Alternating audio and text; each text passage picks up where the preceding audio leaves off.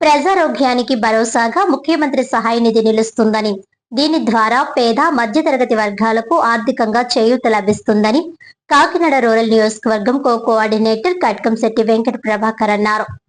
శనివారం ఆయన కార్యాలయంలో నియోజకవర్గంలోని 3 లబ్ధిదారులకు సీఎం సహాయ నిధి చెక్కులను అందజేశారు. ఈ సందర్భంగా ఆయన మాట్లాడుతూ, గత వైసీపీ హయాంలో సీఎం సహాయ నిధి పేదలకు అందని ద్రాక్షలా ఉండేదని అన్నారు. కానీ కూటమి ప్రభుత్వం అధికారంలోకి వచ్చిన అనంతరం అర్హులైన ప్రతి ఒక్కరికి సీఎం రిలీఫ్ ఫండ్ అందజేయడం జరుగుతుందన్నారు. అటు ఎన్టీఆర్ ఆరోగ్య సేవతో పాటు ఇన్సూరెన్స్ కవర్ కాని రోగులకు కూడా ఈ సహాయ నిధి తోడ్పాటుగా నిలుస్తోందని తెలిపారు. ఈ కార్యక్రమంలో రాష్ట్ర గౌడ కార్పొరేషన్ డైరెక్టర్ మట్టా ప్రకాష్ గౌడ్, రాష్ట్ర Mala corporation director Kollabhaktula Apparao, Telugu Desam party organising secretary Ramdev Seethaiah Dora, Telugu Desam party అధికార ప్రతినిధి కౌజు నెహ్రూ, గుబ్బల భాస్కర్ రావు, చెల్లుపైన సూర్యప్రకాష్ రావు, కాకరపల్లి చలపతిరావు, కంచుమర్తి లావణ్య, గుడాల లోవరాజు, గీసాల శ్రీనివాస్, పొదరపు ఉమ, పిల్లి వీరభద్రరావు, సవరపు సత్తిబాబు, మార్కండేయులు, వేగుళ్ల రామకృష్ణ, మందరపు చిట్టిబాబు, తెలుగుదేశం నాయకులు తదితరులు పాల్గొన్నారు.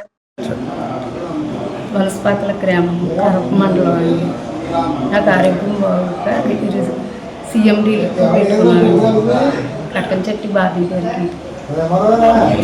కాకినాడ జిల్లా కరప మండలం అట్లగట్ట గ్రామం. మా అమ్మగారికి ఆరోగ్య పరిస్థితి బాగోపోవడం వల్ల ఎమర్జెన్సీగా హాస్పిటల్లో జాయిన్ చేయడం జరిగింది.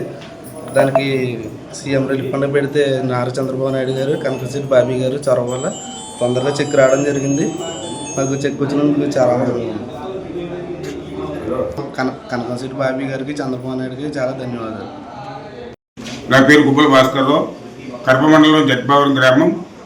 నేను 44 సంవత్సరాలు కూడా తెలుగుదేశంలో ఉంటున్నాను. దానికి నిరసనగా మేము కటంశెట్టి బాబీ గారు ప్రజా దర్బార్ నిర్వహించారు. ఆ దర్బార్లో మా 3వ మనవరాలైనటువంటి ఈ అమ్మాయికి చెవు పోకల వల్ల వైజాగ్లో ఆపరేషన్ చేయించాం. దానికి 85 దాకా అయింది. కొన్ని బిల్లులు మేము పెట్టలేకపోయే వల్ల అది మన సీఎం గారు నారా చంద్రబాబు నాయుడు గారు రిలీఫ్ ఫండ్ కింద 30,000 చేసిన చాలా సంతోషంగా ఉంది. నాకు చాలా గర్వంగా కూడా ఉంది. ఇచ్చేదంటే ఈ పార్టీలో చంద్రబాబు నాయుడు గారు ఈ సభ్యత్వాన్ని కల్పించేందుకు మా భార్య గారికి కూడా కృతజ్ఞతలు తెలుపుకుంటూ సెలవు తీసుకున్నాను.